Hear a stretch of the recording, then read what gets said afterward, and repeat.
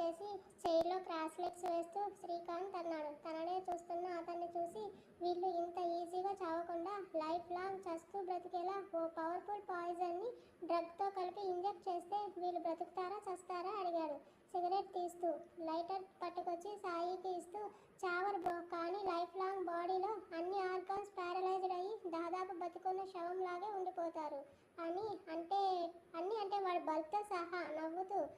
వాడి బల్బ్తో సహా ష్యూర్, పప్పు బ్లో చేస్తూ అడిగాడు. 100% పర్ఫెక్ట్ ష్యూర్ అన్నాడు శ్రీకాంత్. మరి అయితే లేట్ ఎందుకు, ఇదిగో అంటూ పాకెట్ నుంచి బాంబేలో తను తెప్పించిన పవర్ఫుల్ పాయిజన్ బాటిల్ని శ్రీకాంత్కి ఇచ్చి, ఏం చేసుకుని ఆడపిల్లల మీద రెచ్చిపోతున్నారు, అది పర్మనెంట్గా పడుకోవాలి, లైఫ్లో పోసుకోవడానికి కూడా లేవకూడదు అని సిగరెట్ని సాగర్ వీపు మీద నలుపుతూ సాగర్ కేకలు సమ్మగా చెవిలో చేరుతుంటే కూల్గా చెప్పాడు సాయి. బాటిల్ తీసుకొని తాను అరేంజ్ చేసిన డ్రగ్స్తో పాటు కలిపేశాడు శ్రీకాంత్. బ్రో అన్నాడు, డెసిషన్ తీసుకోకముందే ఆలోచించాలి శ్రీకాంత్, వన్స్ ఫిక్స్ అయ్యాక దూసుకుపోవాలి అని ఇంకో సిగరెట్ తీశాడు. వాళ్ళ మాటలు కూల్గా ఉన్నా చేతలు భయంకరంగా ఉండటం చూస్తూ, సాయి సార్ ప్లీజ్ నన్ను వదిలేయండి, వీడు చెప్పాడని పల్లవిని కాలేజ్ నుంచి కిడ్నాప్ చేసి తీసుకొచ్చాను, మీరు వదిలేస్తే జీవితంలో మీకు కనబడను అని బ్రతిమలాటగా దిగాడు సతీష్. వాడు ముందుకు వచ్చి బుగ్గ మీద తడుతూ, నీకు అమ్మాయి నచ్చితే వెంటపడు, కాపలాకాయ్, తనకు వేరే వాళ్ళ నుంచి చిన్నదైనా ఇబ్బంది కలిగితే ఫైట్ చేసి సేవ్ చేయి, తనని నువ్వు లవ్ చేస్తున్నావని నీకంటే ముందు ఆ అమ్మాయి గుర్తించేలా చేస్తే అది ప్రేమ అవుతుందిరా, అంతేకాని నీ కోరిక తిరగడం లేదని ఇలాంటి గుంటనక్కల పన్నాగం విని ఆడపిల్లల్ని కిడ్నాప్ చేయడం లవ్ కాదు, నీ టైం బ్యాడ్ అని ఉందిరా, కానీ నీ ఏజ్కి నీకు మెచ్యూరిటీ లేదు, నిన్ను ఇలాగే వదిలేస్తే పల్లవి కాకపోతే ఇంకో పల్లవి అయినా ఇలాగే చేస్తావు, కాబట్టి నీకు మినహాయింపు ఇస్తానని అనుకోకు, అది కూడా నా మరదలు టచ్ చేసావు, నీ సంగతి నేను చూడను, నా మరదల్ని కాపలా కాస్తూ సేవ్ చేసిన వాడే చూసుకుంటాడు అని శ్రీకాంత్ అన్నాడు. అప్పటి వరకు సైలెంట్గా సాయి మాటలు వింటున్న శ్రీకాంత్ సాయి లాస్ట్గా అన్న మాటలకు షాక్ అయ్యి అతను పిలవడంతో బ్రో అంటూ వెళ్ళాడు. నేను అన్నది కరెక్టేనా కదా సూటిగా అడిగాడు. ఏంటి సార్ అన్నాడు తడబడుతూ. Do you love Pallavi, am I right షార్ప్గా చూశాడు. సాయి చూపుల దాటికి చిన్నగా తల ఊపి అవునన్నాడు శ్రీకాంత్. అతని సందేహం నిజమైందని సాయి పెదవుల్లో ప్లెజెంట్ స్మైల్ అపియర్ అయ్యింది. అయితే నీ లవర్ని ఏడిపించిన వాడి పని నువ్వు పట్టు, నా పిల్లని నేను కాకుండా టెన్షన్ పెట్టిన ఈ సాగర్ గాడి సంగతి నేను చూస్తా అన్నాడు. అలాగే బ్రో అని ఉత్సాహంగా అన్నాడు శ్రీకాంత్. ఇంతకీ శ్రీకాంత్ ఎవరు? పల్లవిని సతీష్ బయటకు తీసుకెళ్లి ఇబ్బంది పెడుతున్నాడని సాయి సేవ్ చేశాడు ఊళ్ళో ఉన్నప్పుడు. శ్రీకాంత్ కూడా చుట్టుపక్కలనే ఉన్నాడు. అతను పల్లవి చదివే కాలేజీలో ల్యాబ్లో అసిస్టెంట్ అండ్ తమన్ మేనమామ కొడుకు కూడా. పల్లవిని 1 ఇయర్గా లవ్ చేస్తున్నా ఆమె సతీష్ని లవ్ చేస్తుందని తెలిసి డ్రాప్ అయ్యాడు. కానీ మనసులోంచి ఆమె మీద ప్రేమని డ్రాప్ అవుట్ చేయలేక మోగగా ప్రేమించాడు. తను సిటీకి వెళ్ళిపోయిందని తెలిసి తను కూడా అక్కడ మానేసి ప్రజెంట్ పల్లవి చదివే కాలేజీలో జూనియర్ లెక్చరర్గా చేరాడు. అప్పుడే తమన్ పల్లవిని కాలేజీలో చేర్పించడం చూసి తన కోసమే ఆమెను దేవుడు పంపించాడని తెలిసి మురిసిపోయాడు. అతనికి క్రైమ్ సైడ్ వెళ్ళాలని ఇంట్రెస్ట్, హ్యాకింగ్ నేర్చుకున్నాడు. సతీష్ కూడా సేమ్ కాలేజీలో చేరి పల్లవిని బెదిరించాడని తెలిసి అతని మొబైల్ అతనితో పాటే సాగర్ మొబైల్ హ్యాక్ చేశాడు. అప్పుడే అతనికి తెలిసింది ఇదంతా సాయిని దెబ్బతీయడానికి జరుగుతున్న కుట్రని. తమన్ అంత పరిచయం, బంధుత్వం ఉన్న సాయితో అతనికి అంత పరిచయం లేదు. కానీ అతని గురించి తమన్ చెప్పింది విని గ్రేట్ మ్యాన్ అని మాత్రం అర్థమయ్యి వెంటనే ఈ విషయాన్ని సాయికి చెప్పాడు. తమన్ దగ్గర నెంబర్ తీసుకుని. అతని మాటల్లో నిజాయితీ, పల్లవిని లవ్ చేశాడన్న సందేహం అప్పుడే కలిగింది సాయికి. సాగర్ ఫోన్ హ్యాక్ చేయడంతో వాళ్ళ నాన్నగారి బండారం అంతా బయటపడింది. మొదట సాయికి చెప్పాలా వద్దా అని ఆలోచించి 2 ఆడపిల్లలు ఎప్పుడైతే ఇబ్బంది పడతారని తెలిసిందో వెంటనే సాయికి నిజం చెప్పి ప్రూఫ్స్గా రికార్డ్స్ వినిపించాడు. రాజేంద్ర గారిని మొదటి నుంచి నమ్మలేదు సాయి. ఎందుకంటే వ్యాపారంలో ఎదిగే క్రమంలో తండ్రిని అడ్డొచ్చిన చాలామందికి ఎలా అడ్డు తొలగించుకున్నాడో తెలుసు సాయికి. అందుకే అతనంటే మొదటి నుంచి సదాభిప్రాయం లేదు అతనిలో. అతనికి కూడా చిన్న వయసులోనే ఎదుటివారి మీద ప్రేమ అనే ఒక ఫీలింగ్ ఉండకూడదన్న ఆలోచన వచ్చేసింది. శైలుతో పెళ్లికి వాళ్ళ నాన్నగారు యాక్సెప్ట్ చేయడని సాయికి ఎప్పుడో తెలుసు. అందుకే తండ్రి మీద ఎప్పుడూ ఒక కన్ను వేసే ఉంచాడు. అతనికి హెల్ప్ చేశాడు శ్రీకాంత్. సాయి వాళ్ళ నాన్నగారి ఫోన్ని హ్యాక్ చేయించాడు సాయి. అప్పుడే తెలిసింది సాగర్తో కలిసి ఏదో చేయబోతున్నాడని. అందుకే కావాలని అతని మాట విన్నట్టుగా ముంబై వెళ్ళాడు. తండ్రి ఫోన్ ద్వారా తెలిసిన విషయం అక్కడ మేనేజర్ కూడా తేడానే అని. అక్కడ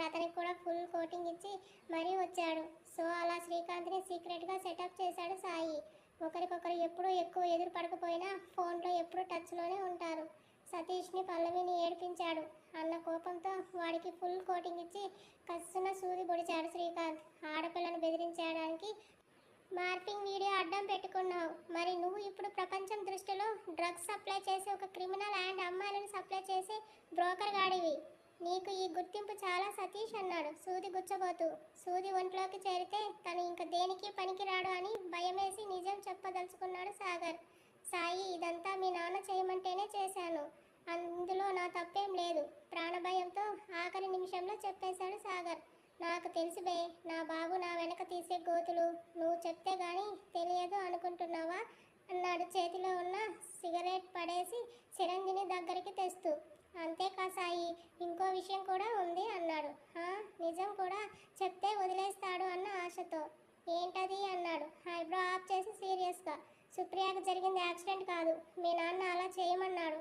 రిసార్ట్లో నువ్వు ఉన్నావని తెలిసి నిన్ను అక్కడికి పంపించాక శైలుని కొట్టి బెదిరించాలని మీ నాన్ననే అలా చేశాడు. ఈ విషయం శ్రీకాంత్కి కూడా తెలుసుంటుంది, కావాలంటే అడుగు అని అంతా రాజేంద్ర గారి మీద నెట్టి తను సేఫ్గా అవ్వచ్చని మొత్తం చెప్పేశాడు సాగర్. సాగర్ చెప్పిన మాటలకు గతుక్కుమన్నాడు శ్రీకాంత్. సాయికి అన్ని విషయాలు చెప్పినా హ్యాకింగ్లో రికార్డ్ అయిన ఈ విషయం సాయికి చెప్పలేదు శ్రీకాంత్. కారణం తండ్రి కొడుకుల మధ్య విభేదాలు వస్తాయని.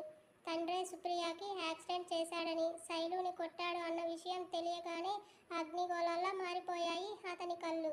ఇది ఇతను చూహించనిది అనుకోనిది. ఆ రోజు రిసార్ట్లో నుంచి శైలు వెళ్ళడానికి కారణం ఇదే అని ఇప్పుడు అర్థమైంది సాయికి. ఈ విషయం తన దగ్గర దాచిందని శైలు మీద కోపం కూడా అంతే రేంజ్లో వచ్చింది. శ్రీకాంత్ అని అరిచాడు గట్టిగా. దెబ్బకు భయంతో అతని ముందుకు వచ్చాడు. వీడు చెప్పేదంతా నిజమేనా? కళ్ళలో చండ్ర నిప్పులు కురిపిస్తూ అడిగాడు. అంతా నిజమే సుప్రియకి యాక్సిడెంట్, శైలు గారికి బెదిరింపులు అన్నీ చేశారు మీ నాన్నగారు. దానికి సంబంధించిన రికార్డ్స్ ఇదిగో అంటూ తన మొబైల్లో ఉన్న రికార్డ్స్ వినిపించాడు సాయికి. శైలుని కొట్టిన దగ్గర నుంచి ఆమెను బెదిరించిన ఒక్కొక్క మాట వినగానే ఆనకట్టలు తెగిన వరదల్లా కోపం బయటకు వస్తున్నా తమాయించుకుంటున్నాడు కష్టంగా. తండ్రి ఇంత నీచానికి దిగజారాడని అనుకోలేదు. కనీసం శైలు కూడా తనకి చెప్పలేదని తెలిసి కోపం తన్నుకొచ్చింది. కోపాన్నంతా సాగర్ మీద చూపిస్తూ చిరంజీని అతని ఒంట్లోకి బలంగా దించాడు. కసిగా పొడవడంతో వేన్స్ నుంచి రక్తం కూడా బయటకు వచ్చి గావు కేక పెట్టాడు. సాయి, ఇలా టార్చర్ చేసే కంటే చంపే అన్నాడు నొప్పి భరించలేక. కానీ సాయిని అతని కోపాన్ని ఆపడం ఎవరితరం? వాడి ఒంటి నిండా సుత్తా తూట్లుపరిచి శ్రీకాంత్ వీళ్ళు ఇంకో 3 months బ్రతకాలి, తర్వాత వీళ్ళ సవాలు కూడా కనబడకూడదు అన్నాడు సీరియస్గా. ఓకే సాయి అన్నాడు అతను. అవును, ఈ విషయాలన్నీ నీకెలా తెలుసు అన్నాడు. తమన్ వాళ్ళ నాన్న ఒకరోజు ఫోన్ చేసి ఒక నెంబర్ చెప్పి ప్రజెంట్ లొకేషన్ ఎక్కడో చెప్పమన్నారు. అది నీ నెంబర్ అని నాకు తెలియదు, చెప్పాను. తర్వాత ఎందుకో అనుమానం వచ్చి తమన్ని అడిగితే విషయం చెప్పి మీ నాన్న నెంబర్ ఇచ్చి ట్యాప్ చేయమని చెప్పాడు. అప్పుడే నాకు తెలుసా ఈ సాయి అన్నాడు. అంటే తమనికి కూడా తెలుసా ఇవన్నీ అడిగాడు. తెలుసు అన్నాడు అతను. తన బెస్ట్ ఫ్రెండ్, తన ప్రాణంగా చూసుకునే శైలజ ఇద్దరు తన దగ్గర దాచిన నిజానికి సాయి కళ్ళు కోపంతో రక్తవర్ణంలోకి మారగా పిడికిళ్ళు బిగుసుకున్నాయి. తండ్రి బెదిరిస్తాడని తక్కువ చేసి మాట్లాడి భయపెడతాడని ఊహించిన సాయికి శైలు మీద చెయ్యి చేసుకుంటాడని మాత్రం అంచనా వేయలేకపోయాడు. శైలు అని గట్టిగా అరవాలని ఉన్నా ఆ పని చేయడం ఇష్టం లేనట్టుగా వెంటనే అక్కడి నుంచి డైరెక్ట్గా వాళ్ళ నాన్నగారి దగ్గరకు కారు పోనిచ్చాడు. అదే రోజు నామినేషన్ డే అవ్వడంతో ఇంట్లో కార్యకర్తలతో బిజీగా ఉన్నాడు రాజేంద్ర గారు. అప్పుడే ఇంట్లోకి దూసుకొచ్చింది సాయి కార్. 6 అడుగుల యాటిట్యూడ్ కటౌట్ మండే సూర్యుల్లో వస్తుంటే అక్కడున్న వారంతా చూస్తుండిపోయారు. వాళ్ళని అస్సలు పట్టించుకోకుండా ఇంట్లోకి వచ్చాడు. మేట్స్ చేత అందరికీ కాఫీ అరేంజ్ చేస్తున్న వాళ్ళ అమ్మగారు సాయి రావడంతో చూసి షాక్ అయ్యి పరుగున వచ్చి సాయి అంటూ కౌగిలించుకుని కన్నీళ్లు పెట్టుకుంది. మీ ఆయన ఎక్కడా అన్నాడు. ఉలిక్కిపడి దూరం జరిగి మళ్ళీ ఏమైంది అంది సాయి చంపను పట్టుకుని. నాకు చిరాకు తెప్పించకు, మీ ఆయన ఎక్కడున్నాడో చెప్తావా, లేదంటే నేనే వెతకనా అన్నాడు కోపంగా. మీ నాన్న తన ఆఫీస్ రూమ్లో ఉన్నారు, కార్యకర్తలతో మాట్లాడుతున్నారు అంది. నాకు నాన్న కాదు, నీకు భర్త మాత్రమే, స్థిరమైన కంఠంతో చెప్పి నిమిషం ఆలస్యం చేయకుండా వెళ్ళాడు. డోర్ డబ్బున తోశాడు. లోపల ఉన్న కార్యకర్తలతో సహా అదిరిపడ్డాడు వాళ్ళ నాన్నగారు. మీతో మాట్లాడాలి అన్నాడు ఏ భావం లేకుండా సీరియస్గా. కొడుకుని అక్కడ చూసి గుండె వేగం పెరిగిన పెద్దరికం అనే ముసుగులో ఉన్న అతను అది కనబడకుండా అందరినీ చూస్తూ, మా అబ్బాయి మీ అందరికీ తెలుసు కదా, ఇంపార్టెంట్ అయితే తప్ప రాడు, ప్లీజ్. అవునగానే వాళ్ళంతా బయటకు వెళ్ళిపోయారు. వాళ్ళ నాన్న ఎదురుగా నిలబడి ప్యాంట్ పాకెట్లో చేతుల నుంచి సూటిగా చూస్తూ మీరు శైలజాని కొట్టారా అని అడిగాడు. సాయి నుంచి ఏదో క్వశ్చన్ ఆశించిన ఆయనకి ఆశాభంగం కలిగి నిజం కొడుక్కి తెలిసిందని నెత్తి చుక్కలేని మొహంతో చూస్తూ ఏం మాట్లాడుతున్నావు సాయి అన్నాడు దబాయింపుగా. నా దగ్గర మీ అతి నటన ఆపి నిజం చెప్పండి. వీలైనంత శాంతం మెయింటైన్ చేస్తూ లోపల శైలు మీద ఉడుకుతున్న ఆవేశాన్ని అదుపులోకి తెస్తూ కొట్టలేదు, బెదిరించాను అంతే అన్నాడు సాక్ష్యం లేదనే ధీమాతో. మరి మీరు కొట్టారని చెప్పింది తను అన్నాడు కావాలని. ఎవరు?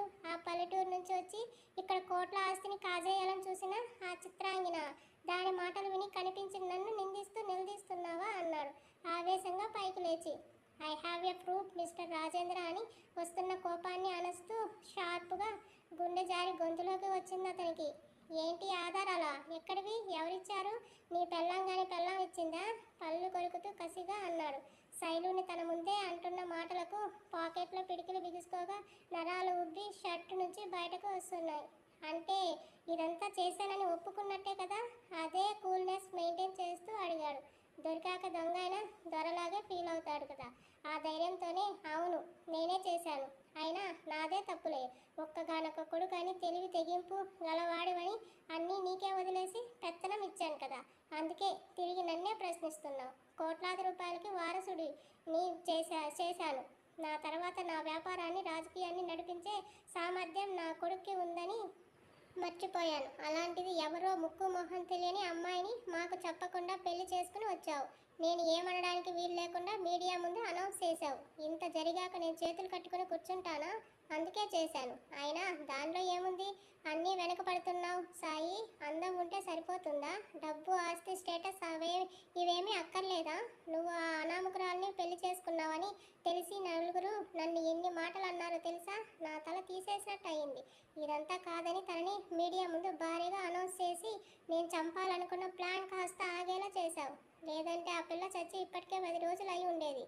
ఎంత అమాయకంగా వస్తారు సిటీకి. డబ్బులు చూసి దుర్బుద్ధి కలిగి అందం ఉందని డబ్బున్న అబ్బాయిలను వెతికి మరీ ఎరగా వేసి పట్టేస్తారు. నీతో ఎక్కడెక్కడికి తిరిగిందో నాకు తెలియదా? గెస్ట్ హౌస్కి వచ్చింది, రెస్టారెంట్లో గడిపింది, ఆఖరికి అన్నిటికీ తెగించి రిసార్ట్లో నీతో పడుకోవడానికి కూడా విచక్షణ కోల్పోయి అంటున్న ఆయన మాట నోట్లోనే ఆగిపోయేలా సెంటర్ టేబుల్పై ఉన్న గ్లాస్ని ముక్కలు ముక్కలుగా పగిలేలా తన కోపాన్నంతా చూపిస్తూ బల్లున పగలగొట్టాడు సాయి. కొడుకు చేసిన పనికి విస్తుపోయాడు. తనని కొట్టలేక అతని చేతికి గాయం చేసుకున్నాడని వెంటనే అర్థం చేసుకున్నాక శైలు మీద కోపం సాయి మాట వినలేదన్న అతని మొండితనం గుర్తొచ్చి అతని మూర్ఖంగా ఉండేలా చేశాయి. గాజు పగుళ్ళు బలంగా లోతుగా గుచ్చుకోవడంతో సాయి చెయ్యంతా అక్తశక్తమయ్యి కారిపోతుంది. Don't talk about my wife mister Rajendra. You have no rights of her. ఇంకొక మాట నా భార్య గురించి మాట్లాడినా తండ్రి అన్న లాస్ట్ లైన్ని క్రాస్ చేయాల్సి వస్తుంది. నిప్పులు కురిపిస్తున్న కళ్ళతో సీరియస్ టోన్తో చెప్తున్న సాయి కళ్ళు ఎర్రని చారికలతో రక్తవర్ణంగా మారాయి. ఆ సౌండ్కి పైకి వచ్చింది వాళ్ళ అమ్మ. డోర్ లాక్ చేసి ఉండటంతో బయటే నిలబడి వింటోంది.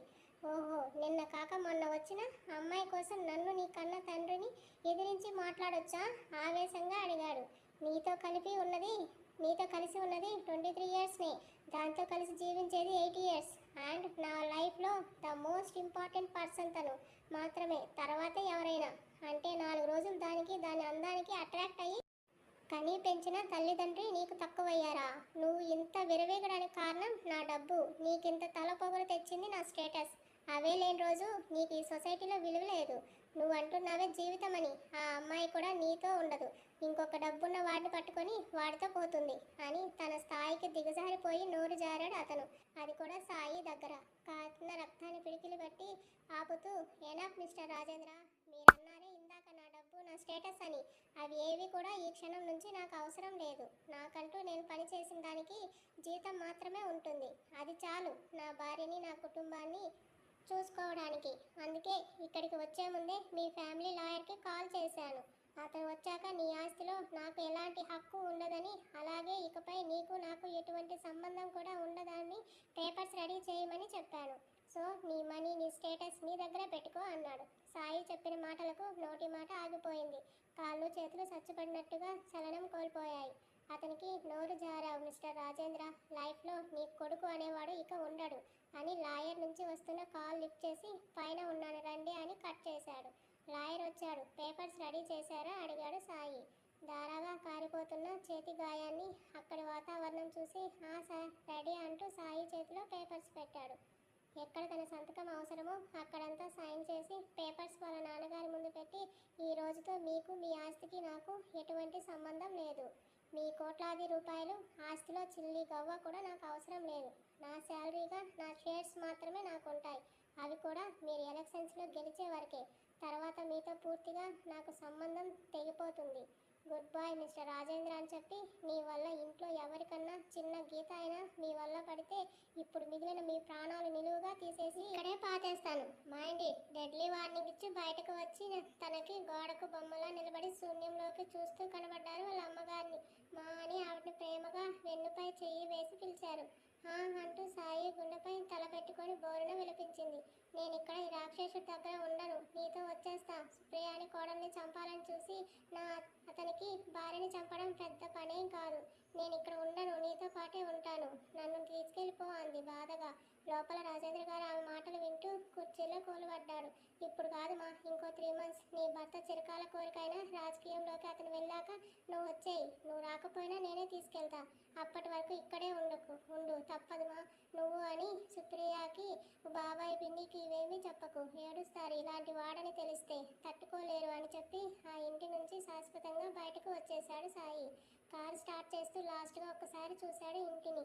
ఏ భావం లేదు. తన ఇంటికి కూడా కాకుండా కారుని నేరుగా రోడ్డు వైపు పరుగులు తీసింది. తండ్రి అనే కనపాసం అతని ఆవేశానికి కళ్ళం వేసి కట్టేయడంతో వాళ్ళ నాన్నగారు ఎన్ని మాటలు అంటున్నా అతని మాటలతో తెగదెంపులు చేసుకొని వచ్చాడు. అంతేగాని ఎమోషన్స్కి ఫ్యామిలీకి విలువ ఇవ్వకూడదని అతని మైండ్ సెట్. ఆ పాసాన్ని ఒక్క నిమిషం పాటు పక్కన పెట్టి ఉండుంటే వాళ్ళ నాన్నగారు ప్రాణం పోయి నిమిషాలే అయి ఉండేది. శైలుని తను తప్ప ఇంకెవ్వరు ఒక్క మాట అనా సహించలేని అతని తండ్రి అన్ని మాటలు అంటున్నా చివరికి ఆమె మీద చెయ్యి చేసుకున్నాడని తెలిసినా ఏం చేయలేక తనని తాను గాయపరుచుకొని దూరంగా వచ్చేశాడు. అతని మనసంతా కోపం, అశాంతి, చిరాకు.